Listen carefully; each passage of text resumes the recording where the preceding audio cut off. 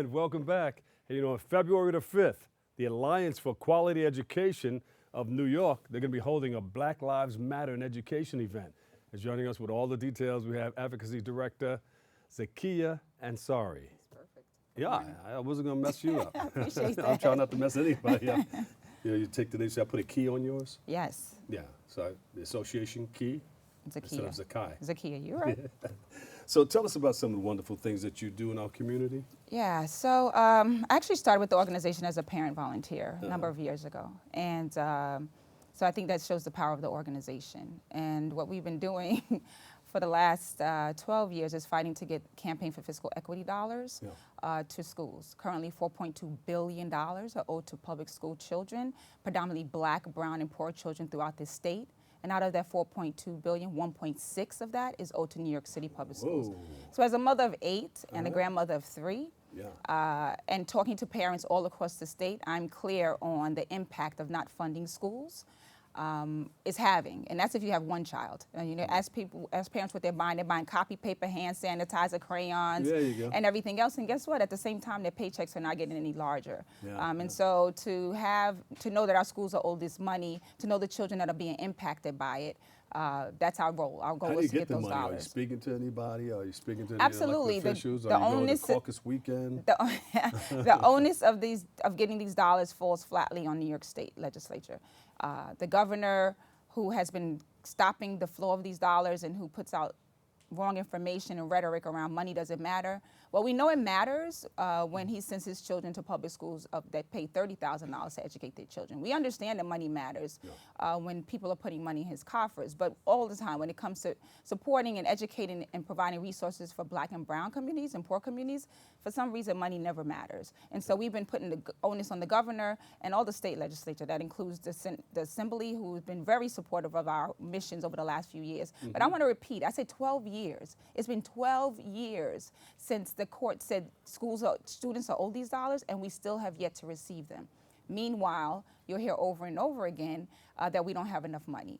No more excuses. I've been going up to Albany for almost 17 years. But if the court okayed it, how come it's not You distributed? know, that's common sense, right? And we live in a society that's not common sense, because everybody says the same thing. Well, it's a lawsuit, the court, it's a ruling, and we should be doing it.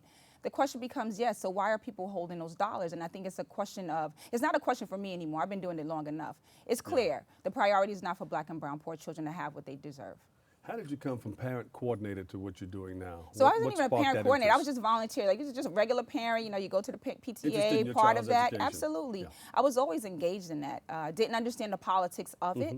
And clear on the politics and how entrenched and deep and rooted it is in education, whether we like it or not. And that was something I had to learn really quickly about understanding that. But also at the same time, finding my voice, because I didn't have a voice 17 years ago. I didn't know how to articulate certain things. I didn't know the politics and policies behind stuff. But my son is about to graduate high school. He's the last of my 8 children. And we still have yet to get these dollars fully funded. I want to just keep bringing that back home. That if 12 years of seeing children lose access to art and music, 12 years of seeing them lose teachers, after school programs, and all the things that we know, give them opportunity to be successful adults. So you have something coming up to create this awareness? Absolutely. And so part of it, you know, we're in budget season, but this week is we're participating in the Week of Action of BLM. It's a national event that's happening. We're kicking it off today at Cornerstone Academy for Social Action, which is a middle school with a phenomenal principal, Jamal Bowman. We'll be there today, 5:30, doors open. It'll be 6 to 8. What we want to encourage folks to do is take these journeys to freedom for us. Each one of the events that we will be having in these rooms will be certain journeys towards freedom. Sure. So whether it's educational justice, whether it's criminal justice, whatever it is, like we're going to be talking about those things tonight. And it's steeped in the BLM principles around ensuring that the restorative justice practices, that we're equitably funding our schools, and that we're providing culturally responsive education happening in our classrooms. So Zakiyah, if you had a chance to talk to somebody, who would you talk to and what would you say? Well, I talk to whoever I need to talk to all the time, but I think for everybody, it's always the governor. As a matter of fact, this weekend we had an action. We kicked off 21 days of action with our organization, and one of those actions this week was to call Governor Cuomo. So if the governor stepped into the room right now, and that was him, what would you say to him? After I throw him a little shade of an eye or two, I mean, it's no different than what we've been saying, which Take that is camera and just ask for what you want. which is it's time to stop making excuses. We don't want to hear it's a deficit. Years ago, when I was growing up, there was a surplus. There wasn't time. The market crashed. There wasn't time. People have rebounded and are richer than ever. There's still not time. Guess what? Black and brown children deserve opportunity. I'm going to stand my ground and stand in my dignity and respect with other parents and community members and young people who have been coming to you over and over again every year, year after year for more than a decade. We have lost a generation of children who have lost out on opportunity. No more. And so I will tell him that he's got 2020 vision for president. You don't get to be president doing things like this here in New York State. All right. Okay. So he got the message. I'm sure he watches. And then you're going to go up to the caucus weekend. Yeah. And who do you talk to there? I mean, it's part of the same kind of game of what you have to play in. It's just like going up there and holding elected So it's officials all accountable. politics, basically, right? Absolutely, and say and the stories matter. It's bigger than politics. Sometimes people get caught up in numbers. We want to share the stories about parents and students and what they talk about when they go up there and they're talking to us and they're crying because their child doesn't have access to certain things, or they're being taught in the bathroom, or or in a closet, or under a step, or they don't have access to special needs services. Those are the stories we want to get out to legislators, so it becomes more than a percentage point. It becomes a name. Yeah. You spoke about this wonderful school a little while ago. Who's the principal there? Jamal Bowman. Yeah. And why is that school so fruitful? I think because he does everything.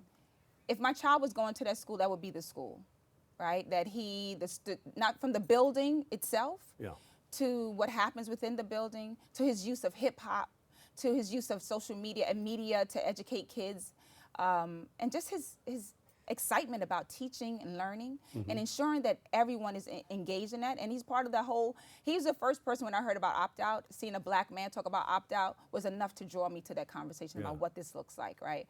And it's just, it's a beautiful space, and he opens the minds. It's not just about what's in the textbook, it's beyond the textbook. And for people who don't know about opt-out, just explain it. So it's, it predominantly started, I think, as very white, suburban parents fighting back against the testing. And I think it has absolutely grown into our communities. We need to talk more about it, to talk about opting out of taking these state tests. And I think part of the issue that we know we really need to get engaged is when now the federal government is starting to penalize states for not doing it. We got to know something's up with that. Because when they start penalizing us for not doing something, generally it's something that benefits them and not us. And so we need to open our minds and our conversation around what that looks like.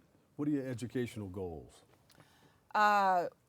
To make sure that we get these dollars fully funded. There's no reason to make sure that we have culturally responsive education happening in our classrooms, part of a parent group. This is throughout the 5 boroughs, right? Oh, absolutely. Yeah. Culturally responsive education. It's not just for black children to see black people in their education. It's for Asian children, white children to see all cultures. Because at the end of the day, that's what bullying is about. It's not understanding, it's seeing something different and not celebrating those differences. Yeah. And now we have somebody in the White House who absolutely is someone who's just permeating hate. We need culturally responsive education, and the Coalition for Educational Justice is pushing for that and have been demanding that Mayor de Blasio currently, right now, for almost a year, make sure that we have culturally responsive education happening for anyone who touches the life of a child in a school. It's not just the educators, it's also the custodian, it's the safety agents, it's all of those folks. So we need, if it's really about educating children, then let's do it the right way. Where do we go? Is there a website where we can see more of this? Absolutely. www.aqenyy.org. Follow me on Twitter, ZANSARI8. If you're really down for public education, you want to be an education warrior, we're down. We need everybody all in on this fight, because the fight against public schools and the will for the super rich to privatize our schools and anything that's public is real. Give her a big hand, everybody. Zakiyah Ansari, Advocacy Director, Alliance for Quality Education. Cool. Stick around, all right? We'll take a quick break, but stay right there. We'll be right back with a whole lot more next.